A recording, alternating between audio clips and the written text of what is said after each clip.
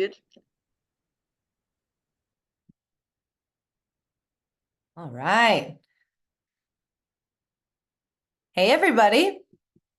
Welcome to Instagram Insider Masterclass. We are actually going to just jump right in. Going to share my screen here. I want to make this a very valuable next hour or so. Good to go? Callie, can you see my screen? You betcha. Okay, all right. Callie's helping me out. She's going to be monitoring the chat today. So please blow up the chat with any networking components, any questions that you have, and then the Q&A specifically. We're going to leave time at the end to ensure that that I'm able to address your questions. So be sure to put that in there and we'll get started. So again, welcome to the Instagram Insider Masterclass, hosted by yours truly, Brooke Shelton. I am the out of office or OOO CEO of Faceless Freedom Marketing. So are you in the right spot, and is this actually going to be a significant return on your investment of time?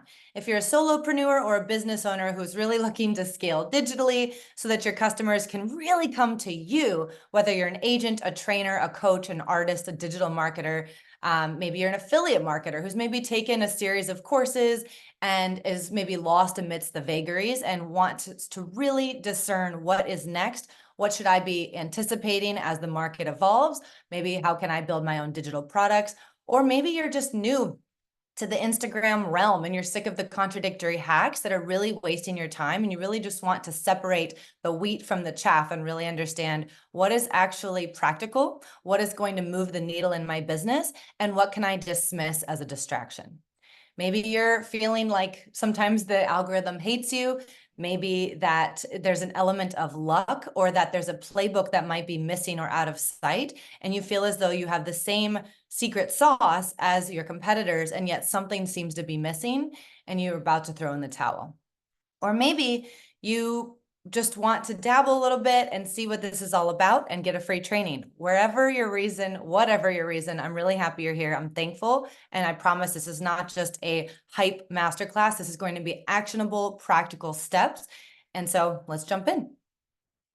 So this is going to be valuable for you not only today, but as part of Catalyst, the program I'll speak about in a bit. If you're looking to 10x your audience, 10x your leads at 10x the speed, these are the component parts in this 10-step framework that I actually teach in Catalyst, my upcoming collective launching on June 1st. So there's training the algorithms. That is very crucial baseline foundational knowledge. The kinetic method, it's my method that I've discerned and kind of gleaned from years at BCG and Meta, and how to really understand consumer psychology and how to apply that to day trade attention, as Gary Vee would say. How to cultivate your own brand, Hollywood level storytelling, and really going to the neuroscience of consumer psychology so you can really stand out. Sales savagery, I mean, what's growing an audience if you can't monetize it? Automation haven, what's having a business if you can't automate it? Seven-figure mindset. The more I lean into my entrepreneurial chops, the more I realize once you have the foundation secured, the mechanics only get you so far. The mindset and the network with whom you're in a room with, that takes you the rest of the way. Building your own digital empire. So if you're starting out and you're promoting other courses that maybe others have made, how can you actually use that, leverage it, build that cash flow, and then accelerate that into eventually building your own courses, membership, everything. I teach all of that, all the component parts from 0 to 7 figures. And then the last two are strategic partnerships. You know, again, you can't do this alone. It can be very lonely, the solopreneurship journey. So having strategic partnerships is vital once you're downstream. And then scaling infinitely, having fun with it, thinking about different tangentially related industries that you can branch out into. So who am I? For those of you who don't know, or maybe were referred by a friend, I'm Brooke Shelton. I studied econ and neuroscience and consumer psychology under Dan Ariely at Duke University. I was then a consultant studying consumer psychology and marketing and sales, and I applied that to a myriad of industries: healthcare, retail, consumer packaged goods, manufacturing, at one of the top global management consulting firms. And then this is my favorite part of my career. I personally actually wrote the community standards and ad policies at Meta for almost a decade, 7 years, and actually personally trained the machine learning and algorithms to be able to enforce them. So I know all the modeling, and I'm happy to answer any questions about that. If you have ever seen like a monetization violation, that was probably my team, so I apologize. And then the latter half of my career at Meta, up until just a few weeks ago, I was helping lead a sales team in New York City. And we collectively, myself and my team, we advised multi-billion-dollar businesses on a variety of topics, most of which were ads, branding, sales, graphic design, engineering, operations, and analytics. I am well versed in the ad space, but I really enjoy the organic side as well, and that's what I'm here to teach you about. The reason I left Meta, or one of the reasons I left Meta recently, and one of the reasons that I started Catalyst, launching on June 1st, was I felt as though there were a lot of wonderful resources, and I was so lucky to get to garner that exposure to multi-billion-dollar brands and the brightest minds in graphic design and sales and marketing, and all of what underpins being an online entrepreneur. Problem is, I don't feel as though there was enough democratization of access to those materials, to those resources, to those people, to the way that they think.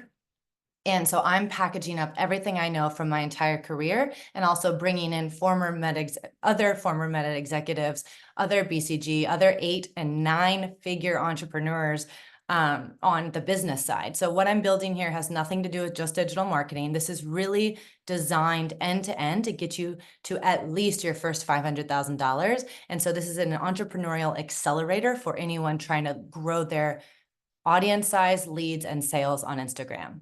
So if you like what we're going to talk through today, I highly recommend jumping in. All right, so part 1. Instagram myth busting. So my whole MO, and you can ask the I think we're on track for 1,500 pre-launch right now, but all my OGs in the pre-launch Catalyst, I don't like to waste time. I don't like to waste your time, especially, and I don't like to bog ourselves down with the mechanics or the things that aren't really going to drive the actual force behind your business. And a lot of the things I see out there are distractions at best and just completely untrue and unfounded at worst. So let's get them out of the way. Number 1, if your views are down, you're likely shadow banned or the Instagram algorithm hates you. There's actually no such thing as a shadow ban, and we go in depth in Catalyst, but it's actually just a lack of resonance with your audience. And we can talk about that. And there are actually real strategies, very practical applications to fix that, analyze what's wrong, and then change it. But there's actually no such thing as a shadow ban. That is probably one of the biggest misconceptions out there. Number 2, boosting posts and ads hurt your organic growth and will lower reach on subsequent posts. Absolutely not. They are 2 entirely distinct algorithms. We have the ads engine, the boosting engine, and then we have the organic side, and they are completely separate supply and demand mechanisms. You should hide search engine optimization keywords in the video of your reel to deliver it to the right audience. No, my team actually wrote the policy on this. It's considered keyword stuffing. And at scale, yes, some people might get away with it, but at scale, that is completely against community guidelines, and you will be restricted. If you have poor performance, you should start a new account. Generally not, unless you've maybe purchased followers in the past or partnered with an agency that used bots, or there are some edge cases there, but I'd say 95% of the time, it's much better to capitalize on the signal that you've accrued, assuming that you didn't entirely change industries. I usually advise my clients to keep it simple, to keep it focused, and just have one account. You have to reset your stories algorithm each day. Definitely not. There's no such thing as a reset with anything. Everything is being dynamically delivered at all times. If you edit your post after publishing, you will lower its reach. Also know I'm the queen of retroactively editing my posts. If I think of a better hook, I might just have fun with it. So absolutely not. Feel free to do that. Now, with the ads engine, there are exceptions there. You're resetting what's called a learning phase, but in organic content, meaning you're not paying for it, feel free to edit. Don't use hashtags. You should use hashtags. They are not used in the same capacity or in the same, they don't have the same use case as they did just a few years ago. But all that said, if Meta provides you a lever to use to actually grow your business, use it. One of which is not only the SEO keywords, but also hashtags. I don't think you need all 30 by any means. I would say anywhere from 3 to 5 will allow the algorithms to deliver your message to the right audience. So choose wisely, choose big ones, and we'll see. You should only use Reels. If you're just starting out, they are the best exploratory mechanism. We have Reels, static posts, carousels, instant experience, all these different post types are actually called placements, stories, everything. Reels is just one of actually 24 different placements across the Meta suites or family of products, we call it. They get the hype, understandably so, and rightfully so. But I would recommend that you use Reels to cast a wide net to your audience at the beginning. But as your account matures, start exploring and experimenting with carousels, static posts, and other ways to really establish leadership and a brand affinity with your audience. Infographics are really great for static posts, inspirational quotes, but at the beginning, Reels are a good way to go. Reach out to accounts 15 minutes before and after you post to show the algorithms where to deliver.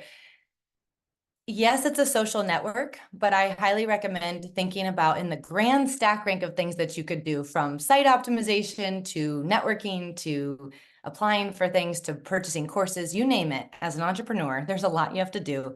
Engaging arbitrarily for 30 minutes every time you post is definitely not one of them. And it actually makes you liable to Instagram jail, or something that's really called feature limits, or ban hammered. So if you've ever gotten restricted in the past for commenting too quickly because you're resembling bot-like activity, that's why. So yes, of course, be social, but it's best to engage with your own comments first and do it throughout the day. Follow your target audience only. Actually, no. If it doesn't matter as much as people say, but if you're going to classify your account, especially as the clock starts, following and engaging with and prioritizing content consumption from those you're seeking to emulate, big ticket, actors in your space, that's better to emulate theirs than your target audience. Never archive or delete posts. You can, you don't need to. Everything is kind of like an orchestra. Each little post is like an instrument. So they kind of all work in tandem. And every time you archive or delete, you're losing the signal. But if you're embarrassed about the performance, or you don't really resonate with it anymore, or just didn't take off as you had hoped, it's totally fine to do that. I have archived, but you don't need to. Using cover photos and grids to get more followers. It is not that that's to your detriment, but it's also, at its most extreme, probably not worth your time. Cover photos and grids are beautiful, but what's most important is incentivizing your audience to spend that 5, 10, 15 seconds, 60 seconds of their time actually engaging with your content, viewing your content, and reading the captions. And cover photos can often, unless done masterfully, can actually detract from that, because there are often fewer words for the sake of graphic design. So it's much better, if you had to choose, I would rather you have a messy grid and actually just have a series of really killer hooks and valuable captions than the actual graphic design side. If you do see, the last thing I'll say about cover photos is, if you do see them, most likely, and you'll never know sometimes, but most likely what's happening is that account grew, put the cover photos on, and it looks as though they had that the whole time. That's probably not the case. They've earned that luxury. If you don't get the new Meta verified badge, your reach will be suppressed. Absolutely not. I wish that this weren't so highfalutin, and this is something that's recent. It's a big press story. Please do not worry. Meta, as a trillion-dollar business, is incentivized to ensure that all the small creators stay on there, because that's the long tail of creation, and it needs those daily active users. So you will not get suppressed that way. If you use content banks, your reach will be suppressed. No, we are moving the algorithms as of last week toward greater originality. You can still remix, you can still use content banks, but the burden of proof is a little bit higher than it used to be for faceless digital marketers to actually really stand out with your messaging. I teach in Catalyst how to start using Android and iPhone photography to really get crystal clear, crisp shots to not only differentiate your own personal brand, but also to rely less on content banks. You should ask to like, save, share, and comment and follow. Just one CTA is the best.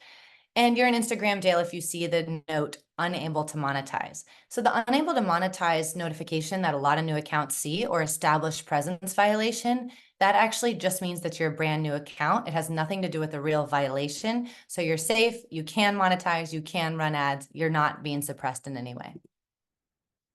All right, hacking or training the algorithms. No such thing as hacking. So the first step I wanted to go through here is called account classification. So if you go to your Instagram Explore tab and you actually type in a particular person whom you're looking to emulate, you can actually click them if you're already following them, add them to your favorites and add the alarm bell so that you can study the cadence, the frequency, the timing. You can be the first to engage if you choose with their posts. And what you're doing in the grand scheme of things or web of our algorithmic classification is you're actually compressing the nodal space between your account and that of the person you're looking to emulate. So it really helps. And that's why, to my earlier point, it's better to engage with or consume content more often from those that you're looking to steal the audience from than from your target audience. Optimizing inbound content is obviously not as important as optimizing outbound content, but it can help. So I actually advised one of my clients, my one-on-one clients recently. She grew about 60,000 followers after working with me, primarily because of this tactic. I'm not guaranteeing anything, but having that parity between inbound and outbound content can be really strong as a professional account. So what I'm doing here in this screenshot is I'm reinforcing a carrot and a stick. The carrot is I'm liking content that's germane or relevant to my profile or my niche. And then conversely, I'm actually pressing and holding down and pressing not interested for things that aren't relevant. So that's going to be very helpful. You don't need to do this more than 5 times a day, but it reinforces the signals that you want to consume and therefore classifies your account better. Optimizing outbound content. So again, if you were to type in a keyword related to your niche, for example, Instagram growth, you're going to see a series of the top searched for keywords in order of popularity at any given time. Now they do change over time, but not that often. So I would check in maybe like once every 6 weeks. But once you have that, go to For You, use those search engine optimization keywords in your captions. But also, not many people know this, if you scroll all the way to the right and you click on Reels, as I am in the screen recording, you can actually see the global thumbprint of all the most viral and popular Reels at any given point. So it compresses the time with which you do market research and know what works in any given industry tenfold. Highly recommend that one. All right, part 3. Analytics and market research. If you can see, I'm kind of going quickly here, but this is one millionth of what we go through in Catalyst, but I wanted to give you a not representative, but a little smattering of what we cover, so to see if it's helpful for you. So analytics and market research. Now, again, this is applicable to not just digital marketers, but really any business starting out or trying to grow on Instagram.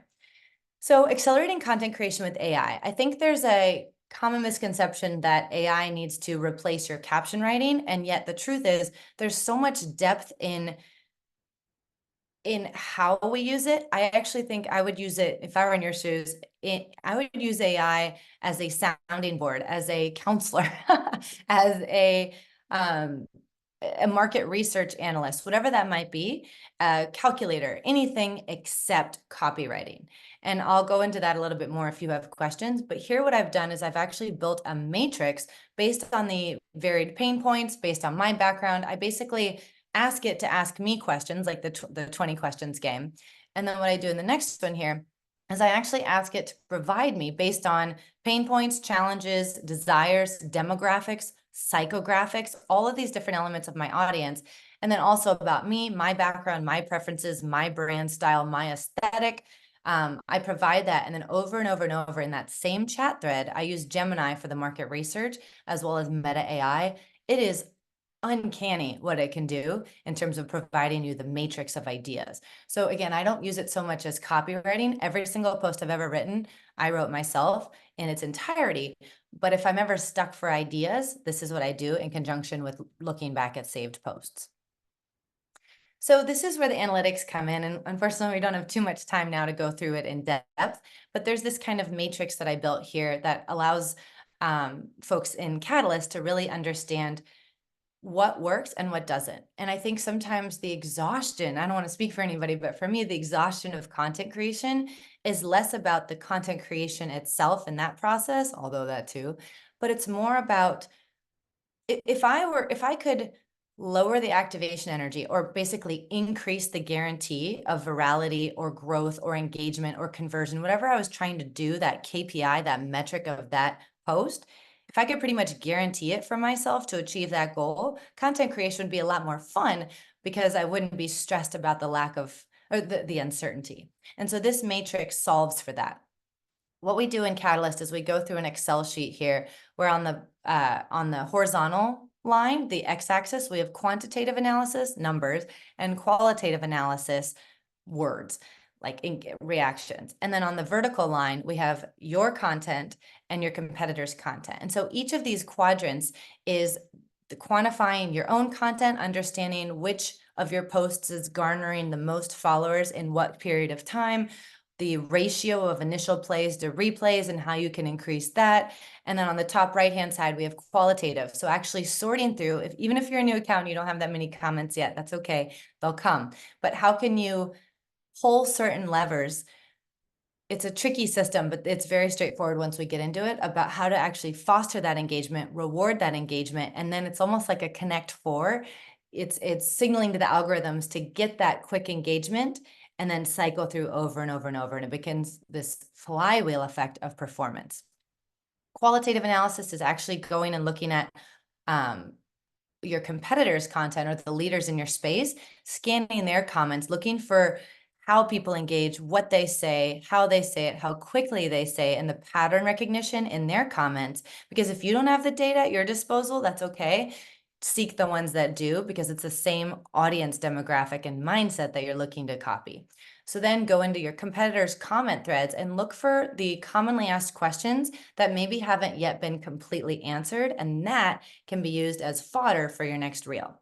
And then lastly, on the bottom left is the 10 by 10 rule. So go look into your competitors' content, look at the top 10 players whose audience you would like to replicate one day or have, and then go look at their median performance. Obviously, you can't see as much richness of data as you would your own, but you can see reels, plays, or likes, average shares. Get a sense of their median, and then look at anything that's at least 2x higher performance-wise, and just capture those. And then you can actually fill it out in a 10 by 10 template that I'll provide you to really understand and then hypothesize what elements. That's so important. It's not so much this post performed well, so I'm going to copy it, but understanding the component parts so that over time we can replicate it with our own spin on it. Okay, part 4 is all about content creation, why we're all here. So on the left-hand side, I won't read through all of these, but if you are a faceless marketer, I highly recommend, I personally use, although I'm filming more and more myself these days, I really like Luxstocks and Elevate Visuals. And for those in Catalyst, you actually don't know this yet, but I'm gonna try to partner with one of these, I won't say who yet, but let's just say it's my favorite, as an enterprise license that I'll pay for that you don't have to. And then we can actually, because we're gonna be such a big group in Catalyst, we can actually provide direct requests to that company and they'll build it for us. So fingers crossed, wouldn't that be fun? No extra cost to you, it would be included. Creator tools. This is, I won't go too into these, but if you're looking to depart from content banks, or if you're a business or you're looking to hire a social media manager, I highly recommend these. The most expensive one is the DJI mobile gimbal. That is anywhere from $90 to $120. The rest is less than $50, just to give you an average price point. These are by far the best creator tools, and I've worked with people from 0 all the way to 800,000, 900,000 followers, and they all use these, so highly recommend. Visual hooks. So this is more of the consumer psychology side. Visual hooks are just as, if not more important than the messaging hooks, because you really have to entice the audience. And as I think the level with which we all create is all kind of elevating. So it's going to get a little bit more competitive. But if you're here, I care about your performance. I want to make sure we increase it. So stepping over the camera and having the camera lay on the ground. How can you position it on a table and play with reverse motion? Can you do a green screen point of view for a popular article? Can you remix a popular post? Can you transition like this and then use the CapCut or VLL editing tools to pretend as if you're kind of porting yourself over, teleporting to a different location? Can you use visual metaphors? You know, if you want to liken entrepreneurship to a cup of coffee or something like that, how can you play with the visuals? How can you play with that fourth screen, high-fiving the screen, flicking it, knocking on it, do something. Another one is less visual, but auditory, playing with risers. If you've ever heard those sound effects in the background, that can be very interesting. Animated infographics. Anything that really helps reinforce your message is going to be really crucial there.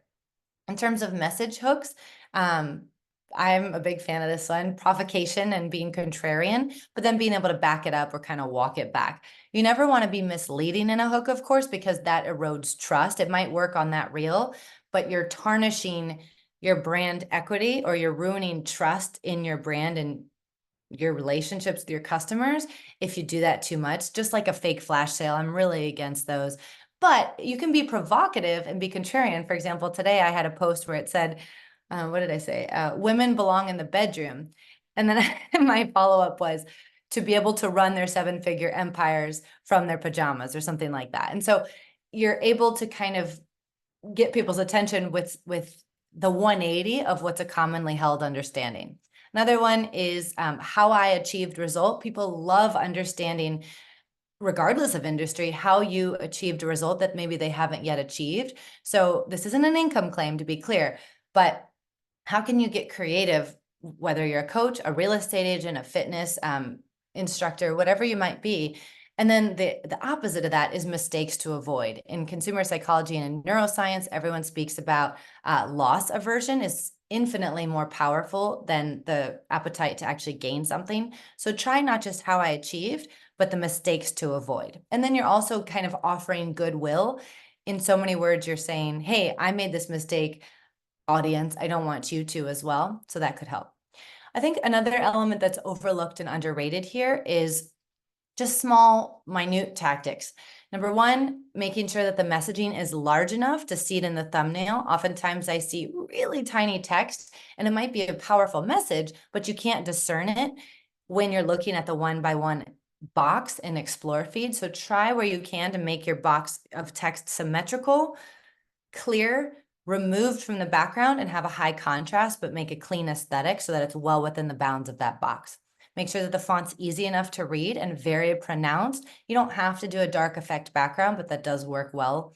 Action shots in the thumbnail. Oftentimes, now again, this is not a cover photo, but having an action shot where it's building tension, slide along that spectrum to actually provide a cover photo of where it's the most action shot or the best richness of the wording. Having sufficient level of context in the hook is very important. So for example, if you said, I can't believe this is true, that gets my attention, but it's not relevant to a particular industry. So how can you say, I can't believe this is true about digital marketing or something like that? And then it will implicitly guide me as an audience viewer to understand that this is going to be relevant to me and I'm going to go click into your post and then follow you. And then diversification. Once you start getting the hang of it, of what works and maybe more importantly, what doesn't, can you try whiteboard tutorials? Can you try screen recording tutorials? Try like podcast style, B-roll with long captions, B-roll with short captions, carousels, infographics, you name it. But always, you can never be above experimenting. You can always retract back to what works. All right, viral playbooks. We spoke about this 10 by 10 rule of virality, but make sure that you're going into these market leaders and actually finding the most the highest performing reels and then secure those and put them into that Excel sheet. So we're going to skip ahead here, but the viral performance drivers, remember, there's visual, there's messaging, and then there's impact. So anything unexpected, crisp lighting, having that high production or lo-fi, the graphics, having very sound B-roll, script structure, all of this is going to be really helpful. And then differentiating your own brand is even more important in the sea of sameness out there. So for those in Catalyst, you probably heard me say complexity is the enemy of comprehension. So the clearer, the more crisp, and the more concise you can be, the more powerful your message. So I want to ask everybody here, really think about this. Don't just kind of skip along if you can, but really think about this. If I were to ask you in a one-on-one, what word do you own? What would you say? And you can write it down, or you can say it to yourself, or you can come back to it. But think about it as a metaphorical or a figurative bumper sticker. And every time you post something, ask yourself, am I eliciting or evoking this emotion or this essence or this ethos when I post this? For me, at the beginning, it was about ambition. I was very straightforward, and everything I did was in my post was very matter of fact, straightforward, and about kind of hustling. Now, I would say my word is freedom. And freedom is probably overused now, but it really is about how can I simplify, how can I distill, how can I make it easy? And my goal is to not only empower, but for people to come to my page and understand a very brass tacks rubric and framework of how to cut through the noise and still build a business on Instagram that's successful, but with a little bit more relief behind it. So my word now is going to be freedom. And then I would also encourage you to ask yourself, what is your own cultural capital? Where are you from? Where do you live now? What does that say about you if it was by choice? What are your favorite hobbies? What are your least favorite hobbies? What's your pet peeve? Why did you start your business? In what ways do you kind of rebel against stereotypes or confines of how society might define you? What most inspires you? What's that special trick or party trick or special talent? What's your worst fear? Mine is not doing the things that I think I can, and not at least putting it all out on the table and at least trying. What is your greatest desire? What do you want to be doing with whom and where today, next year, in 365 days? Those, if you're ever stuck for ideas in stories or how to start teasing your own personal story in your audience, I highly recommend you come back to these and think about as if you're just going to lunch with a friend. How can you start slowly but surely becoming increasingly vulnerable and sharing more about yourself, not just your product or your brand, because that level of connectivity is electric in the DMs, and that allows you to convert to a sale more than anything else. So the multiverse of brand persona, this is an interesting phenomenon because I know how I want to show up and how I might perceive my own brand today or in the future. But all of you watching this right now and will watch this might perceive me a little bit differently, as well as everybody differently than one another in this room. So it becomes infinitely more varied. And it's really important that we understand that and distill down a very easy, if you think about a game of telephone, if you've ever played that as a kid, if I tell A to B, B to C, C to D, D to Z, how can you ensure that the integrity is preserved of your brand, what you stand for, what you stand against, what you sell, what you offer, how you can add value to your customers? All of those need to be intact by the time that it gets to the 1,000th person. Another thing that I think a lot of people, especially in digital marketing or who are newer to Instagram, this is something that is often missed, and it's strategic vulnerability. And I don't mean that it needs to be manufactured or doing it just for the sake of the sale, but how can you start to, again, date your audience or start to slowly but surely reveal things about yourself that you would just like in a friendship or in a, a real relationship. So think about this. What do you share with the world? What is that 90% that you would share with anybody? How you would describe yourself, your fun facts. I am blank. But then also try to fill it in with, but what you don't know about me is that I struggle with X. And then the more that you are able to test that out, just try it in stories first, see how people react, because stories disappears in 24 hours and it's a nice little testing ground. Then once you get more comfortable, do it in one reel, just in the caption. Then you get more comfortable, then you start revealing it in your hooks. And then it becomes slowly but surely, and then all at once, part of your brand. this is another thing. So we've talked about kind of what word do you own? Well, conversely, it's what do you want to stand against? And I mean, you can think about really any human behavior. I call it the economics of making enemies, not with people, but with abstract notions. So if you want to stand against something, you're actually, in trying to repel or exclude, you're actually, in so doing, bringing more people in. And this is such an underrated hack when it comes to selling, when it comes to building a brand. All of this is going to grow your audience so much faster when you really understand. Now, I'm not saying that these exercises are easy, but I think they're not talked about enough, because so many people want to say, click this button, use these words, fix this bio. That is not going to get you the growth. That is not going to get you the virality. That is not going to get you the sales. Some people might get, I don't want to say luck, but some people might hit it. But to really build a replicable success as a business, if you truly want to be a business owner and build for the long term, this is the kind of work that you have to be able to really sit with, and it becomes more self-discovery than anything. But I would encourage you to think about the enemy of the enemy is my friend. So here are some just concrete examples. Dr. Squatch is a like men's health kind of soap company, and they picked an enemy against this fake abstract notion of big soap. If you've ever heard in the US, like big pharma or big food, people always antagonize those as these big corporate entities that are out to get you or just for profits. Well, what they did was they made up big soap, and then they tried to antagonize it by saying, we're against big soap. We're going to protect you from big soap because we have, we don't use fake chemicals. You're a person, not a plate like fake dish soap. So anyway, that was kind of an interesting one. Another example that you may have seen is Dove. Before a lot of the industry kind of caught on, they were probably the first to really understand what it meant to have real beauty, real women, and have that as their tagline, and have diverse conceptions of beauty rather than the like stick thin 90s supermodel in New York City.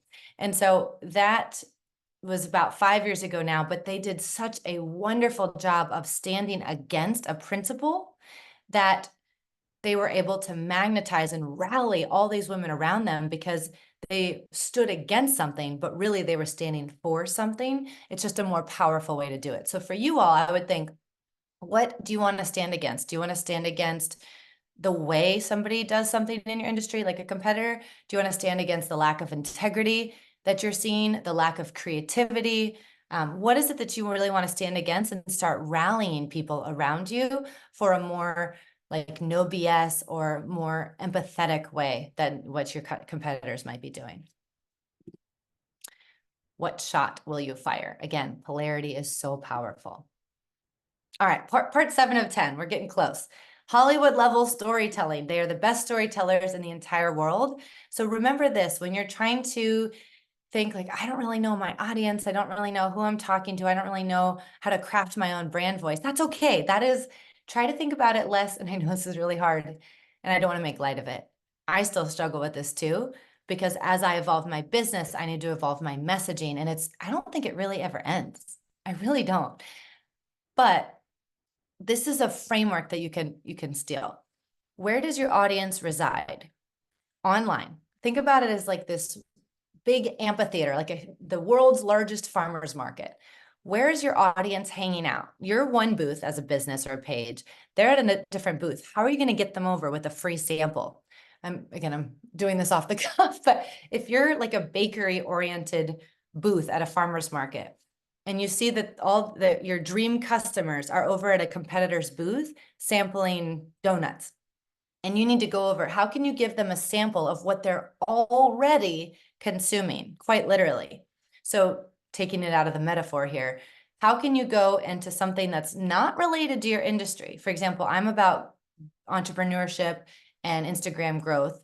Let's say you're in digital marketing. Don't go to another digital marketer's page. Go to parental humor or corporate memes or something that has the humor or the humanity behind it that everybody loves, regardless of what their product is. Go find those huge meme accounts or corporate humor, something like that. It doesn't have to be funny, or inspirational quotes. Who has your dream audience that hasn't yet paid attention to that type of product? The closer and faster you can close that gap, the faster you're going to win and make a lot of money. So go find those people on a tangentially related page. Go understand why they're engaging with that content. Why is it funny? Why is it thought-provoking? Why is it sad or poignant or informative? And then bring them, copy it, because you don't want to just say, hey, come over and follow me, but copy that. How can you remix that thing that was really funny?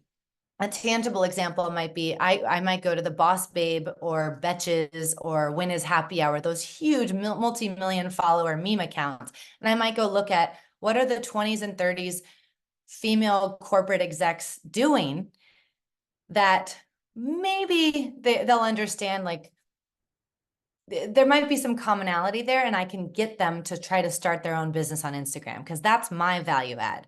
So how can I find them one click earlier than where I'm able to help them? Think about that for you too. So find them, copy them, or give them a sample of what they're already consuming, steal them, and then reharness that energy or that direction or that information to your digital product or whatever you might be offering, your coaching service. So this is kind of, you don't have to do this. I certainly don't all the time, but this is a reliable and easily replicable framework for caption writing and messaging. So we have the hook. Everyone knows the hook, for better or worse. The question to entice them, that's the first line of the caption, to entice them to read, kind of an extension of the hook. Then you have this personal element. Now, you don't have to do this all the time, especially if it's an educational related post, but how can you try to add just one little click to make it yours? Your own style, your own spin, your own sass, your own personal story, your POV. Then go into your vision for your business and relate it into, you know, this is my little story, vision for digital marketing or my business, and then have a call to action. So I won't go through all this, but this is just an example of a recent post I did.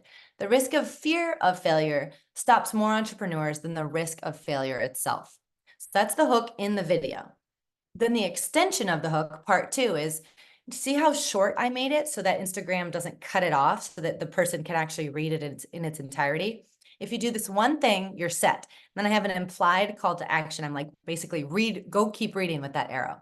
Then I go into part 3, which is a further extension of the hook, trying to motivate or empower or incite or educate. It just depends on the person or the point of the post. I say those who master this and this alone undoubtedly win.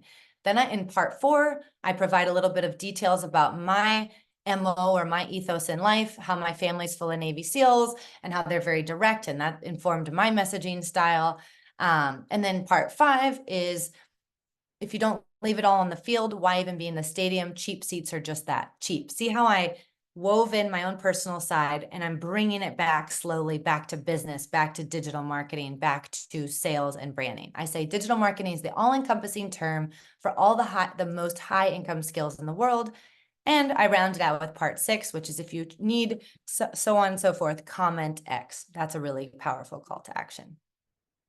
All right, sales, the part that makes you money. Actually, all these parts make you money. This is just the last little click.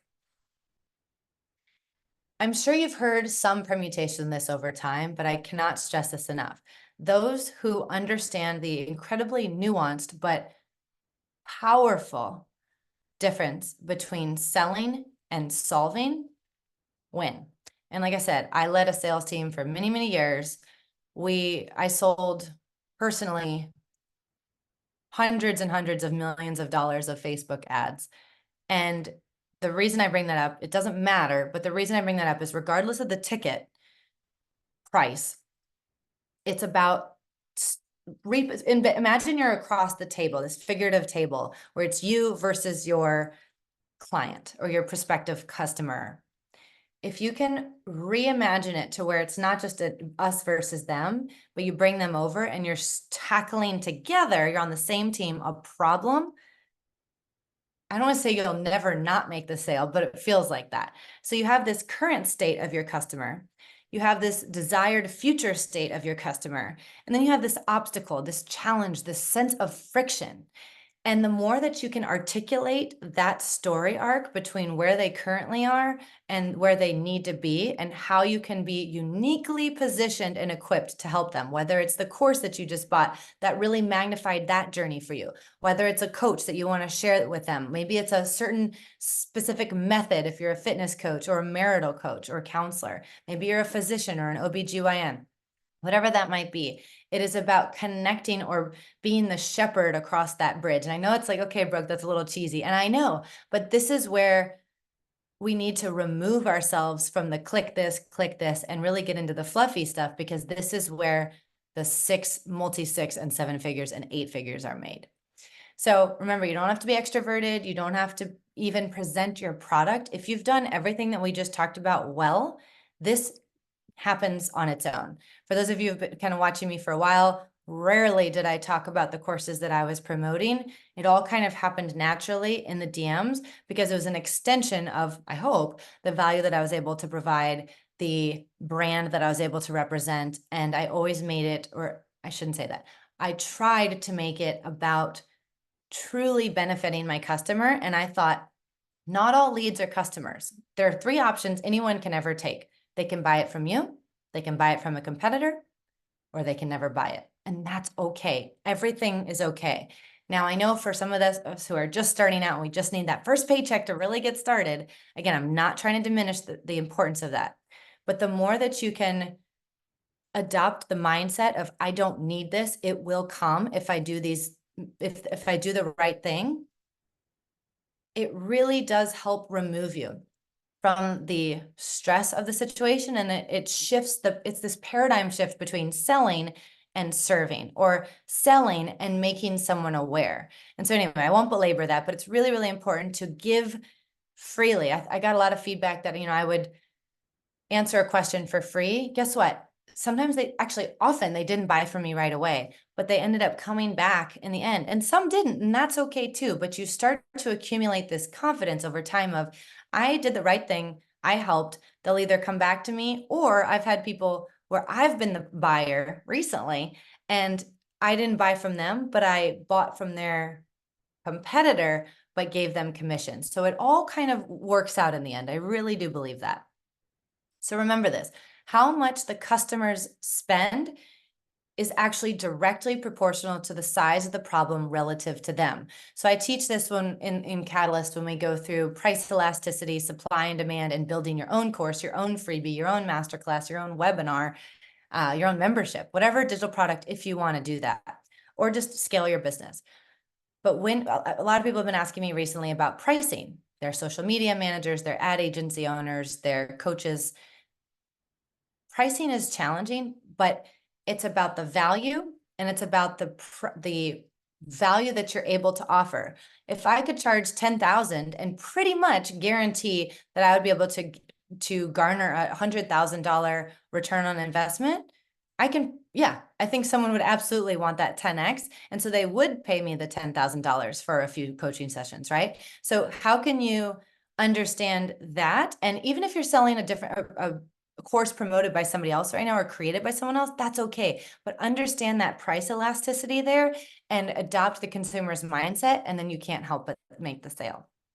And then the last thing I'll say is, if you're like, Brooke, okay, that's all, fine, but I'm not even getting messages yet. I'm not even getting leads yet. Well, we would talk about this more in depth in coaching calls and Catalyst, but if you're not even getting those, think about how you can break up what is traditionally a 3-part sales funnel, awareness, consideration, and conversion, into 10 parts, into 20 parts, into 50 parts. Just get that next step. Like if you're running a marathon and you're about to collapse, just one more step, just one more step, just one more step. So how can you get someone to comment on your post? Then how can you get them to reply to your initial outreach?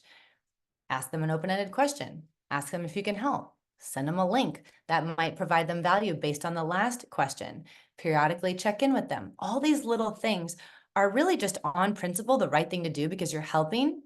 And they're not sustainable in the long term, but you have to over anchor on these elements in sales to provide inordinate value, especially in relation to the perception of cost. Meaning if it's free, give, give, give. That's what I'm trying to do here. I always like to show why I'm doing this. I'm trying to provide this freely so that if it is genuinely helpful, you would want to work with me and our community, right? But if it's not, that's okay too. And so there's all these little elements here that are really important, but the less you need the sale or convey that you need the sale, the higher likelihood it is that you'll get it.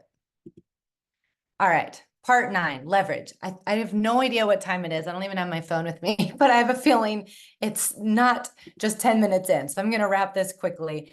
But with leverage, this is where once you've built your business, once in Catalyst, we train you on magnifying your audience, magnifying your leads, magnifying your sales.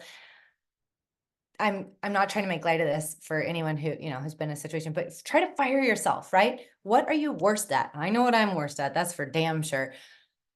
A few things, but how can I replace myself? What do I least enjoy? And conversely, what do I most enjoy and what am I best at? And how can we take you from a circle to a star where you excel in just a few points and can delegate or automate the rest? And we go through this in a lot of depth, but here's an example of like a life or business audit that I like to conduct inside Catalyst. So you have relationship, parenting, any of these might not be applicable, but health, growth, community, environment, meaning like how you engage with your community surroundings. And then you have a business audit, leadership, sales, marketing, delivery, basically like your membership or your course, admin, emails, calendar bookings, and home. Quite literally could be your home, and cooking and washing the car and, washing the dog, whatever it might be. But we go through a very in-depth life audit of sorts because I think that life and business can be inextricably linked, especially as an entrepreneur. And so I want to make sure that there's this mental health aspect and this wellness aspect and time efficiency and management. Because let me tell you, I've learned the hard way. So I'll always share what's working for me too, if it's helpful. But we have the importance, the current status, enjoyment, and the delegability, which is not a word, of it. And so I won't go through this too much, but in depth, we go through trainings about how you can have this rubric of the importance to you, the current status, whether it's good or bad, the desire to actually make a change about it. Sometimes you can just deprioritize, and the actual total. And then there's this little formula in my Excel file that I give everybody that goes through this so that you can really understand and actually make an actionable playbook for yourself to rid yourself of all the stress. Because if you think about your brain as a computer and you have all these tabs open, oh, I have to go do this. I have to buy a wedding gift. I have to book that flight. I have to pack. It's like, oh my God, no wonder we're all stressed, right? And so how can we distill that? And as you build cash flow in your business, which I can help you with, that's my specialty, then how do we start reinvesting that tactfully so that you can get a really high return on your investment? And then part 10 is the business side, of course. So the foundations. We talk through taxes, commoditization, so that you can understand how to differentiate your product, scarcity, invoking urgency with different cohort enrollments. It depends on your product and your business. We talk about ads, which again, we go a lot of in-depth on Facebook and Instagram ads, as well as other platforms, how to outsource, all of that, legal, regulatory, everything you need to know about your business we talk through, but I just don't think we have time right now. So let's get catalytic, right? Introducing Catalyst. I'm very excited. We've migrated systems, so it's a little confusing, but we have almost 1,500 folks in there, I believe right now. So we're launching June 1st. It is an end-to-end Instagram entrepreneurship collective. So it's not just courses. It's not just coaching, but I do coach about 3 to 4 times a week. I'm bringing in, I don't want to say what companies they've founded, but they've been multi-billion-dollar companies that they've founded personally. And we can bring those guest speakers in if you have questions about business operations or how to start. If you've ever heard of it, great. If not, I would encourage you to look it up. It's called Y Combinator. It is a collective of the top ranking, as determined by a committee, startups in the US or actually around the world. And then they go through an accelerator program about operations, everything. And then whoever wins based on that series of coaching, actually it's called Y Combinator. Then they get investment from the top venture capital and private equity funds in the world. I'm not saying I'm going to invest, although who knows? I am an angel investor, but I am looking to emulate that. So if this is for you, if you're a coach, an agent, a trainer, a digital marketer, an affiliate marketer, if you're a solopreneur, if you're a bakery owner, if you're really anyone who needs to 10x their size on their Instagram of their audience, 10x their leads, 10x their sales in 1/10 of the time, I promise this is for you.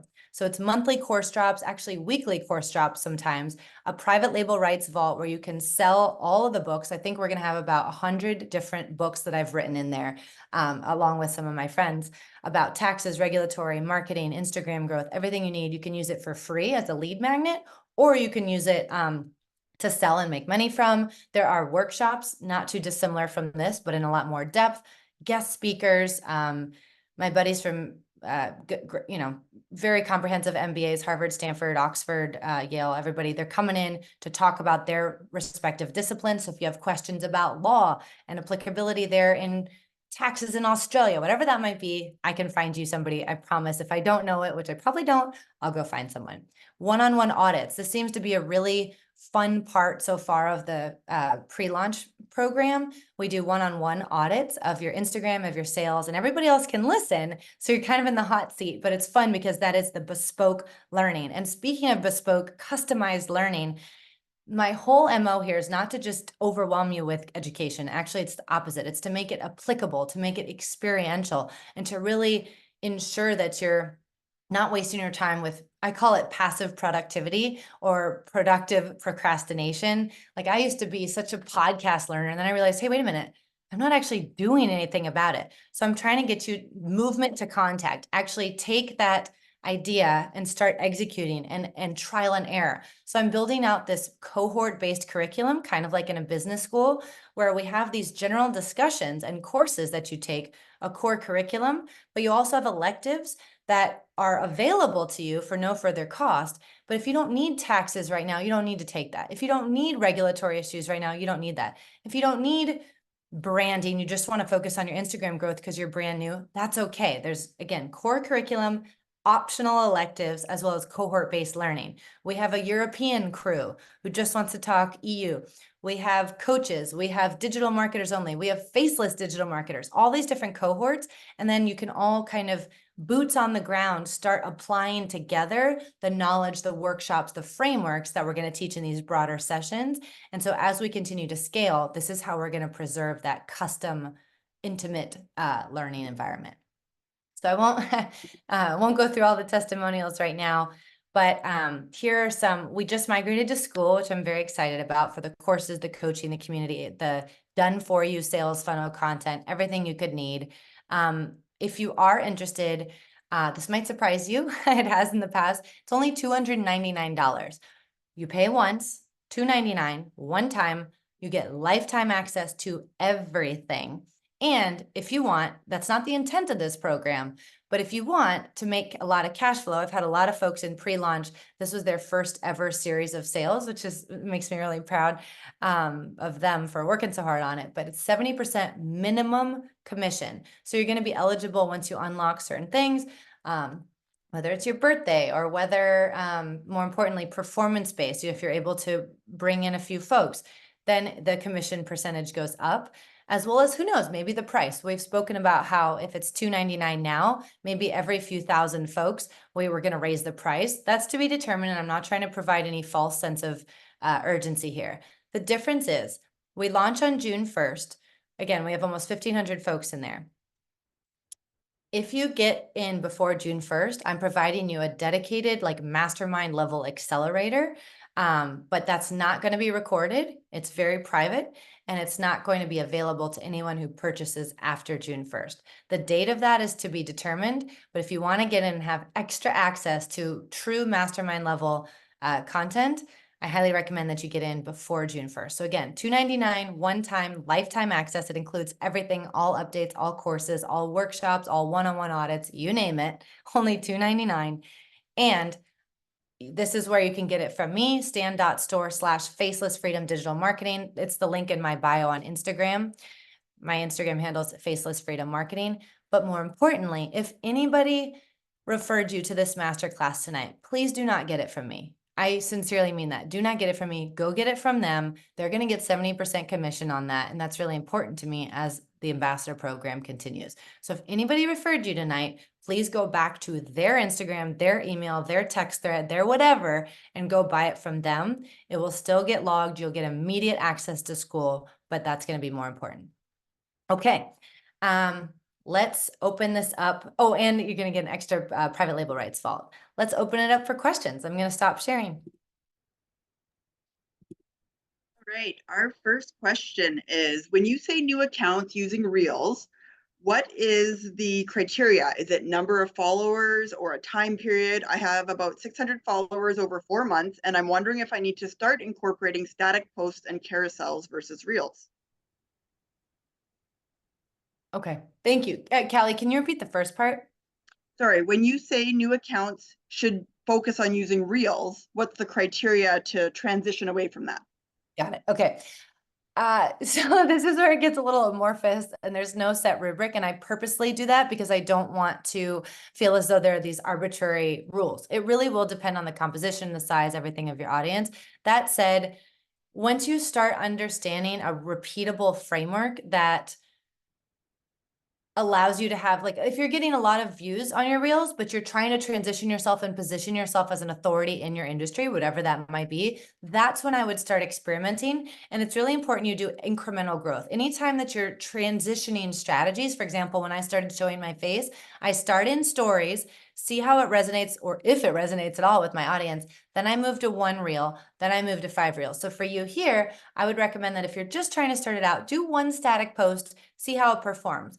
Then try 1 carousel post, like an infographic, and see how it performs.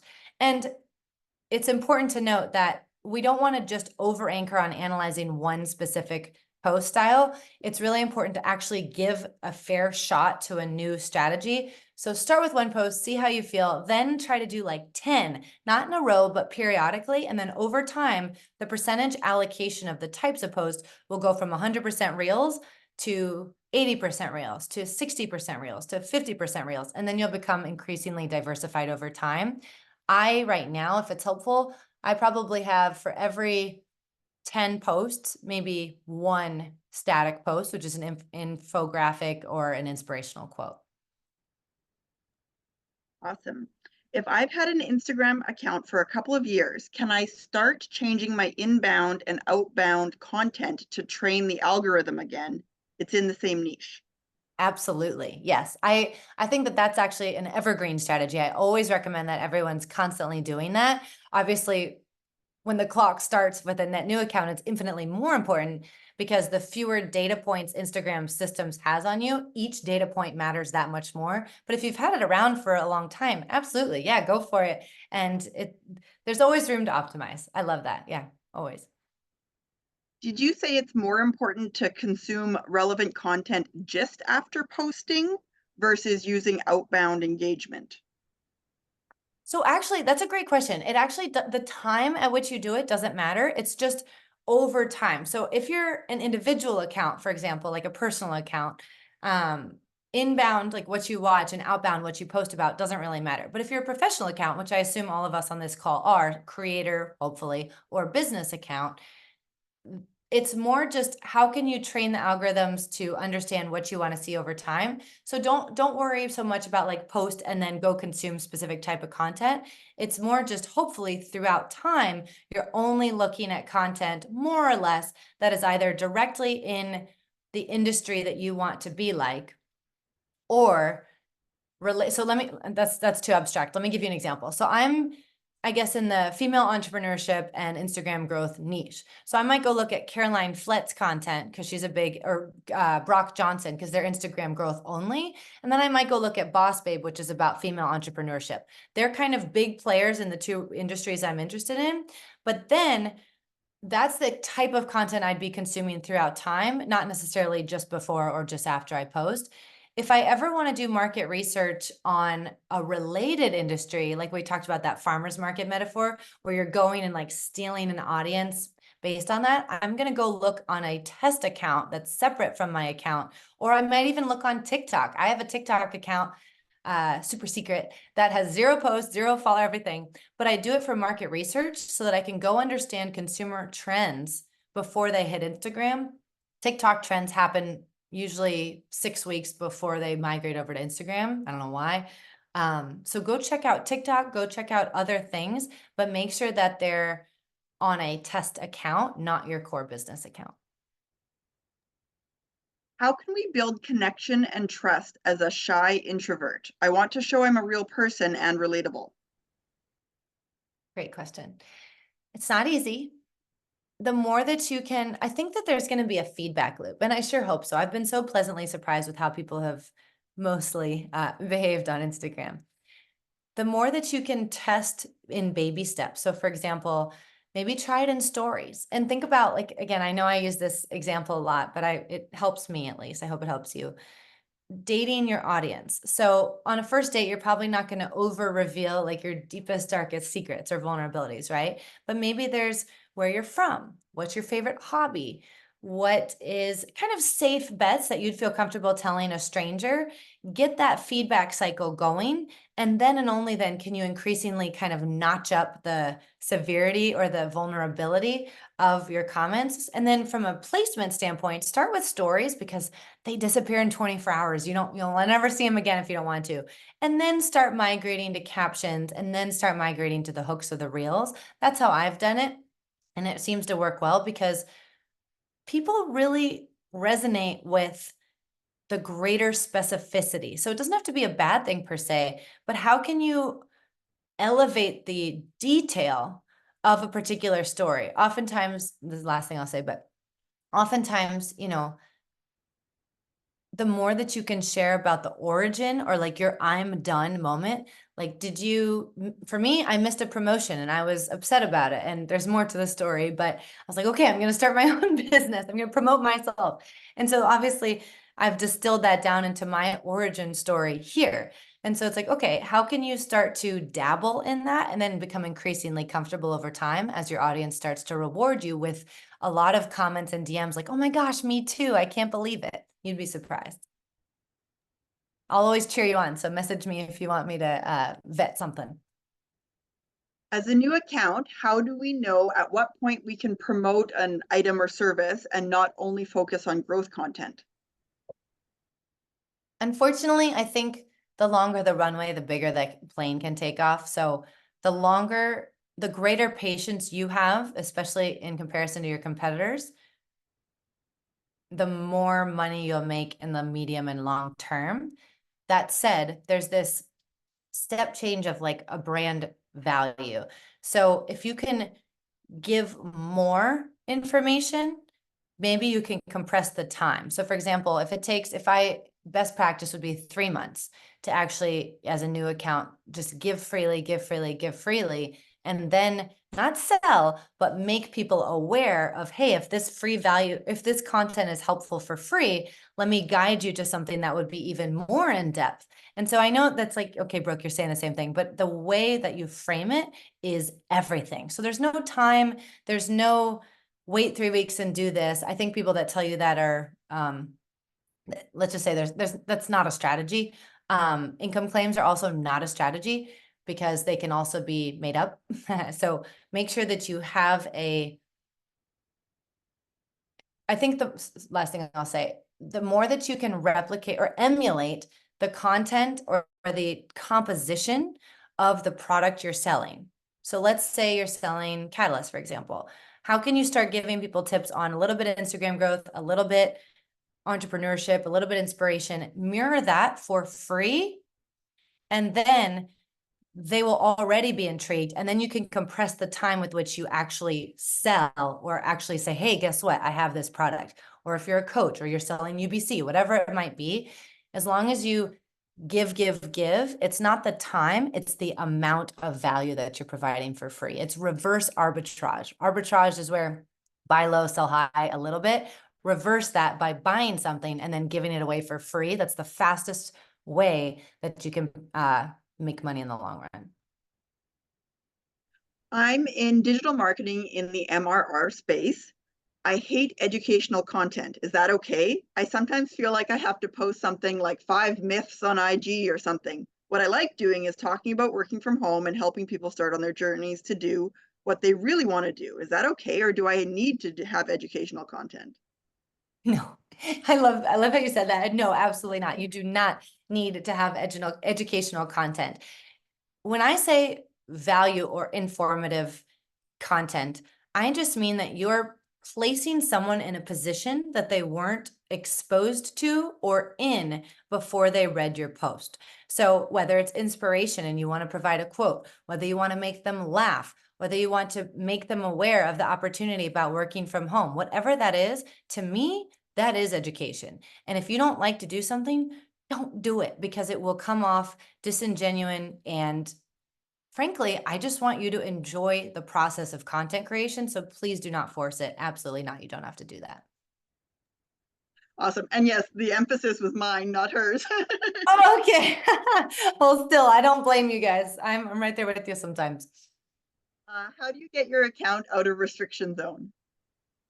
Ooh, definitely depends on the restriction. Kelly, does it say any It type? doesn't have any other Okay, no details, worries. no. So if it's just to be clear, because a lot of people, there's a big misconception here, and I just want to quell any fears. If it says something like not able to monetize, or no, it's unable to monetize, or something about like a partnership, content monetization, something like that, and there's a restriction against it, that is actually not a violation and that is not a restriction. Just to be clear, that it just means that like it's an established presence violation, it just means that you have a new account. However, if you've commented maybe too much, or your comments are being hidden on your friends' posts, or I mean, there's so many different types of violations. I'm trying to think other popular ones. Yeah, I think those are the big ones. I would say that if you're hiding the comments and everything else and you're actually restricted, that's called ban hammered or feature limited. The best way, which I wish there was a more satisfactory answer, but the best way is to lay low. You can still DM and you can still post content. I actually encourage it because it demonstrates that you're a reliable producer of content that's quality. But try not to comment or even respond to comments, if you even could, for at least 72 hours, because that allows, there's no such thing as a reset, but there's a strike accrual on the back end. And I can't go too into it because some of it's proprietary, but there's a status of like green, yellow, red, and a lot more to it, where you want to just let the systems be like, all right, they're not exacerbating the problem. So just don't comment for a while and you should be okay. If it's helpful, when I first started my account, I got ban hammered and I was like, oh crap. So then I just didn't comment for a while and it was fine. If we're a member of Catalyst, how do we sign up for a one-on-one? Yes. Okay. So we're migrating. We finished migrating to Skool. Everything's going to be in the calendar starting tomorrow with a brand new website. My web developer actually just won Skool games, so I'm so excited. You guys are going to love it. But one-on-ones is going to be in the calendar tool. My team's going to provide the calendar dates. There's some workshops, some Ask Me Anything, some guest speakers, some teach yourselves and cohorts. And then the last bucket of coaching trainings is all about the one-on-one audits.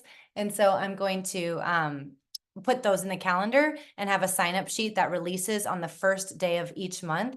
They sell out, they're free, but they fill up really, really quickly. So I want to make it very fair and equitable to everyone, as well as around the globe. So I'm going to be changing the time that the spots open periodically, but I'll always make it really, really clear at least a week in advance, so everybody's on the same playing field and has a fair shot to sign up. How long should reels be? I received a message from Instagram. If my reel of less than 10 seconds was longer, I would have received more engagement. Is this true? So I actually know that product team that does that. So funny enough, yeah, I mean, it is true. Those in-product notifications are our attempt. They're not perfect. They're our attempt to kind of guide creator behavior. We're trying to get longer reels because, long story short, TikTok's regulatory restrictions are impending. We'll see what happens there. People on TikTok like longer form content. So Instagram's trying to replicate that because right now the majority of content, the people drop off after 3 seconds. Like it's a precipitous drop off after 3 seconds, no matter what you do. So yes, those in-product notifications are true, but don't feel like you need to solely rely on them. What you should rely on is what you see in your analytics, your professional dashboard. If you're seeing that your audience drops off, don't feel like you have to have a longer reel than 10 seconds. Mine are usually anywhere from 4 to 7 seconds, unless I'm experimenting with like straight on camera or a tutorial. What are your thoughts on follow trains? Generally, it's okay in theory, but I think what happens is it can have an unintended consequence. So you're trying to boost engagement, but what happens in our account classification on the back end is it becomes more insular. So you know how I was talking earlier where if I want to be like Jenna Kutcher or Boss Babe or something, I'm going to try to engage that one way. Well, when people start doing follow trains, there's no set rule, but more than like 20, 50 people, what's happening is it becomes this insular circle where A is commenting on B and C and D, and it becomes like this. And then you almost isolate yourselves, not really, but you more or less isolate yourselves from the rest of the environment. So follow trains in their own right are okay, but how they're often executed can be challenging because they get so big and then it becomes the only source of engagement for those accounts. And then it unintentionally hurts or restricts the content delivery of those accounts if the composition of the follow train audience is not different. So for example, in a community, you might have all digital marketers and everyone's like, hey, let's genuinely like, let's go engage with each other and support one another. But then the person that person A, if person A is like, hey, go follow me, go comment on my stuff, but then their content's never gonna go be delivered outside of what our algorithms discern to be people B through Z. So it's nice in theory and it works in the short run, but long term, it can actually have detrimental impact at scale. Next question. So when I started my Faceless account, I used my personal account. I've noticed my following is mostly other digital marketers and any engagement I have is from other digital marketers. This is since February. My question is, should I start a new account? I have 425 followers, mostly digital marketers with 31,000 reach. Oh, I like that. Congratulations. That's actually great. That's a big reach. So, no, don't feel like you have to start over. I promise. That is actually, I'm so happy you said that because there's a natural arc of any business, any side, and that's a perfect example of the algorithms at work. So what's happening is because in the grand scheme of things, you don't have like 2,000 posts under your belt. So the algorithm is slowly arcing. There's something called warm leads and cold leads. Warm leads there's two burdens of proof. Hey, I'm going to pick on you, Callie. Hey, Callie, did you know about this digital marketing opportunity? And then the second piece is, hey, Callie, did you know that I'm the best equipped to help you? You should buy it from me. Those more or less are the only two things you're ever messaging when it comes to sales, right? And so with warm leads, you can almost bypass that first burden, if you will, of selling because they already know the value of starting a business on Instagram. They already know the value of digital marketing. Now you just have to focus in on why you're the best equipped to help them and why you're different, right? And so I actually see that as an advantage. 3, 4, 5 months ago I guess 5 months ago now when I started, I would have said that the industry of digital marketing, as it's currently known, wasn't mature enough so that it was almost a bad sign to have other digital marketers after a significant amount of time, because it means they're probably not going to buy from me because there was only one product out there. That could not be further from the truth now, which is a wonderful opportunity because there's such varied opportunities. So now I see it as an advantage. Do not start a new account. See it as a way to cut in and focus your messaging on sales to say, hey, great, you already know it. I don't have to teach you about it. Let me show you why I'm the best to serve you. My account was blocked from being shown on the Explore page and to non-followers. I posted a picture of my boys on stories jumping into the pool naked. I covered their parts with a giant happy face. I thought it was a cute idea, but in hindsight, no. My views have dropped from 1,000 plus to about 100 and my non-follower reach is almost non-existent. What can I do, or do I need to create a new account and start over again? I know it's hard because there's not as much back and forth, and don't worry about it, Callie, but I'm just gonna hopefully speak for the person because I don't know. But I guess my question back would be, how do you know that you're truly blocked from Instagram Explore page? Because that's actually, I wish that'd be so cool if I could see that, but you can't actually discern if you're truly blocked from the Instagram Explore page. Now, the percentage allocation of reach of current followers versus non-followers actually, believe it or not, has nothing to do with whether you're ban hammered. So I totally understand where this person's coming from, where they see that they're restricted because Also, that's very innocuous. You're allowed to do that. That's false positive enforcement from our system. So you should be able to appeal that. I wrote those rules. You're allowed to do that. But anyway, especially if it's organic. If it's an ad, it's different. But organic post, you can do that. So assuming that you got blocked or restricted in some way and got like a slap on the wrist from our community guidelines for having that,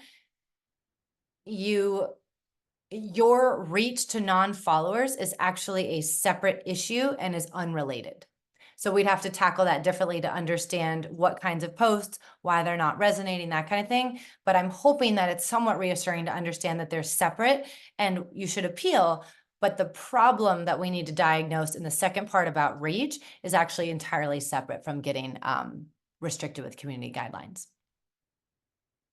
And Callie, I love answering these questions. Everybody in Catalyst knows I can stay on for hours, but because this is recording and we want to make it available to everyone, let's do 3 more questions. If that works for you all. Yeah, absolutely. It says, next question is, I'm always getting a promotions are disabled, your account is restricted. What does that mean? I can't get rid of it. Promotions are disabled, account restricted. Okay, I think I know what that means. Yeah, so the reason I pause is because there's so many different seemingly similar things, but the wording of those notifications matters a lot. So promotions restricted, when you use the word promotion specifically, that's actually related to, I won't go too into it right now, but we go into it in Catalyst so that you're equipped with the knowledge and you don't have to worry. But at the baseline, there's community guidelines that everyone has to abide by, regardless of organic content, ads, anybody. Then there's content monetization policies. That is anything that if you want to unlock a subscription, if you want to be paid by Instagram, the company, to actually up to $30,000 for actually producing reels and carousels. And then there's partner at the top in the most stringent, strict policies, are partner monetization policies. Those are, if you're eligible or compliant with those, it means that you have a very robust account, like a big audience, you've been around for a long time, and the guardrails of those always change, but it's usually like 6 months, 10,000 followers, that kind of thing. But those are where you're allowed to engage with branded content. So like, I wish, but let's say Nike reached out to me and wanted to do a branded content partnership and I promoted them. Not happened. We'll see one day. If I did that, I would have to do what's called the handshake tool. We won't talk about it right now, but that's branded content. So those are the 3 tiers. The good news is, for the person who asked this question, for most of you on the call, the only thing relevant for you is, as long as you're abiding by community guidelines, any notification that you see about restrictions or violations or anything else are actually related to the second 2 buckets that I just talked about: content monetization policies and partner monetization policies. I wish the notifications weren't so misleading, because you're not doing anything wrong. You're just not a big enough or old enough account yet, so you're good. Okay, last question then. At what point can I boost a post? I'm a newbie and have a small following. Sure. So boosting is excellent. It's like jet fuel, but if you don't have the engine built, jet fuel doesn't do anything. So make sure that your posts are, again, it's your call, it's your business decision, but generally I like to say boosting should come only after a few months, once you understand the patterns. So you don't want to just say, oh, this one post worked really well, let me put money behind it, although you can. It's really important that you understand what works, because it's not so much about the performance in the moment, it's understanding how to repeat success. I cannot stress that enough. Otherwise, you will always be chasing your tail, trying to guess, and it becomes exhausting. And that's where the burnout happens. Having a repeatable framework where you know what works, what doesn't, and why, which I teach in Catalyst, is how you can, I'm not saying it's ever passive, it's not, it's a business, but it's how you can have a stress-free, freedom-focused business, is when you know what levers to pull to do what. So boosting is great. If I would say anywhere from maybe like 3 months in, where you have at least, I don't like to put benchmarks on it, but I don't know you, so I'm just trying to be helpful. At least 1,000 followers, at least 100 posts under your belt, and at least a strong, subjective, but strong understanding of what works and what doesn't, so that when you, in 3 months from now, go back, you'll know that you got 10,000 views or however many views more than your usual, because not because you put money behind it, but because it organically performed already. The second phase of that is once you choose to boost, make sure that you do start with cost per profile visits, profile visits. Make sure that you do a pretty wide audience. Don't put too many parameters in there like Instagram or social media marketing, whatever. Keep it broad because our systems are unfathomably powerful, more so than you or I could ever guess. And so it's really important to just let it do its thing. Don't try to constrain it by saying, I want you to only deliver to these things. So I'm in New York City. So I would do United States, women like 25 to 45, 55.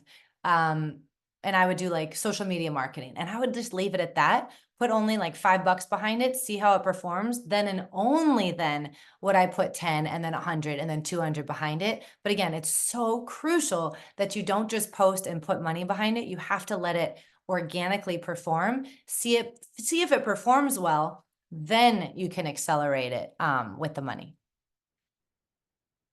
Okay. Kelly, you're the best moderator in the world.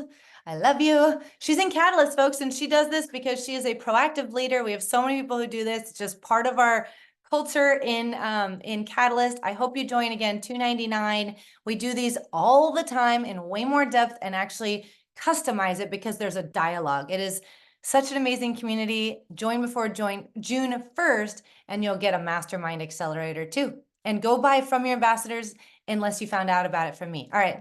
Thank you. Good night. See you soon.